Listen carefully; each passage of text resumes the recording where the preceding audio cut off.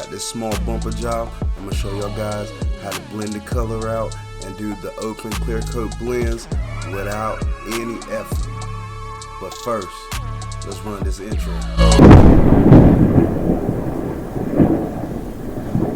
What's up, family? Today, man, I got this small job for you guys. I'm gonna apologize in advance, man. I didn't have the camera centered like it should be. You know, I was wearing it like I usually do, but since I was bent down a little bit, you know, it threw it, you know, out of frame a little bit sometimes, but you can still get the picture of what's going on here, man. Yeah, this was just a small bumper job, Mercedes. It was one of those jobs, hurry up and get it in and get it out. I ain't really making too much money on it, so I ain't about to spend too much time with it. But yeah, I just sanded out the scratches with like 180 grit, and then went back over with 320, primed it with some aerosol primer. It really came here for a rocker molding, but you know, my manager upselled the lady a little bit and said, oh, go ahead and get this bumper fixed while it's here. So that's why I'm fixing this bumper.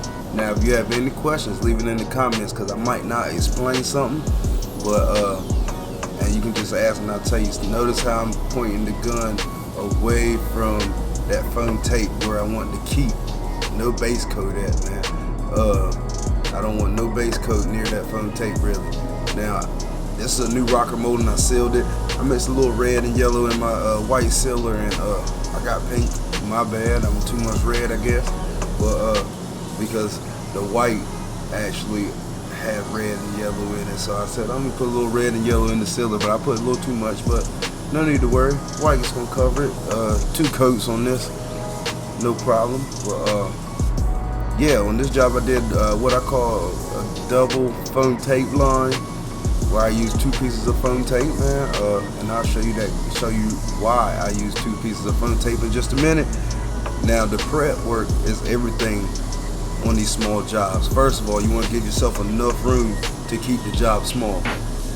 Now, if you try to make the job, you don't give yourself enough room, the job is going to get bigger and bigger and bigger, and you're probably going to end up redoing it. But if you give yourself enough room, you can make the blends, no problem. Now, where I primed at, I like to sand my primer with 400 and then 600 around the primed area where I know base coat is going to be put at 800 grit. Past the 800 grit, 1500 grit, and that's where it's just going to be maybe 1 coat of clear in that 1500 grit. Now, past the 1500 grit, I use 3000 grit by hand. I just rub it by hand, 3000 grit, and I go past where I know my blender is going to land at, and rub that with 3000 grit, then rub that back out with compound, because the compound leaves a little scratch too, you know. So, and I know the clear coat blender will stick to that stuff. So, you know, make sure you clean the compound off now, but you know, you just trying to get that little fine scratch in there and shine it back up. Now, after these clear coat blends, I usually rub it with a little polish too, not too hard, because you can start peeling that clear back if you start, you know, putting a polisher on it or something. Just take a little polish and rub it by hand, shine up the clear coat blends, and you'll be all right. Yeah, this color cover, 2 coats, man, no problem.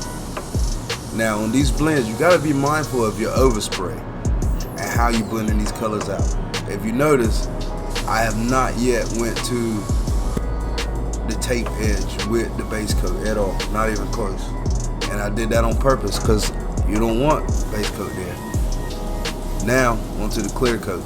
See, first coat of clear, I'm still staying away from the tape, but I know some of the overspray is landing right on that foam tape. Now, the foam tape is what's going to help you prevent a hard line there.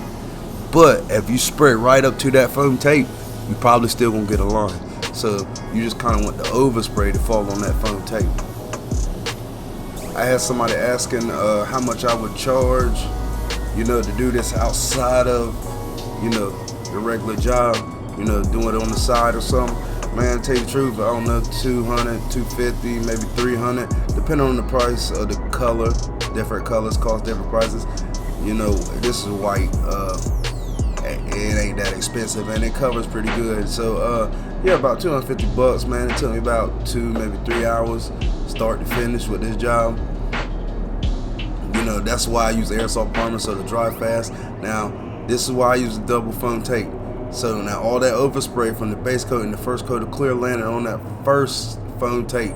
Now I'm pulling that back, exposing the second piece of foam tape on all the clear coat blends. And if I had done it a little different, it would be easier to pull off. But you know, I was in a rush. You know, people make mistakes.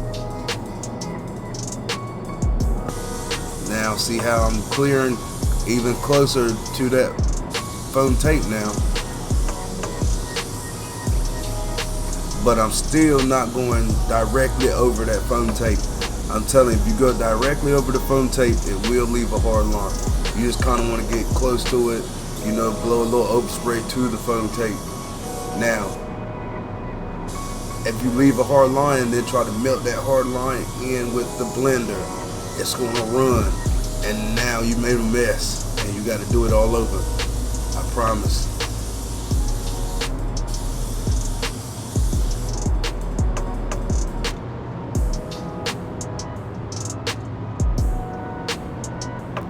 You got to make sure everything looks good before you start spraying your blender. Before you pull that tape and plastic off, you don't want to have no dry spots and then have to spray clear again. But yeah, pull that tape off, get all that plastic out your way, exposing where there might be a little bit of a line or something on that foam tape. It's going to be hard to see in the camera, especially because it's white.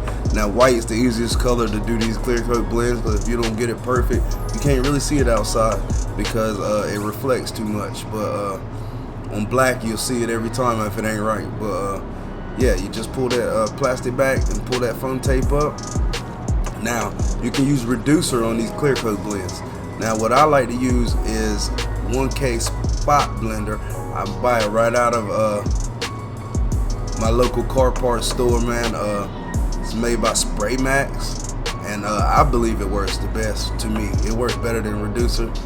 Reducer, sometimes I can get it right, and sometimes it still looks a little dry or something. But this stuff, man, it makes them undetectable clear coat blends. I'll leave a link in the description for this product.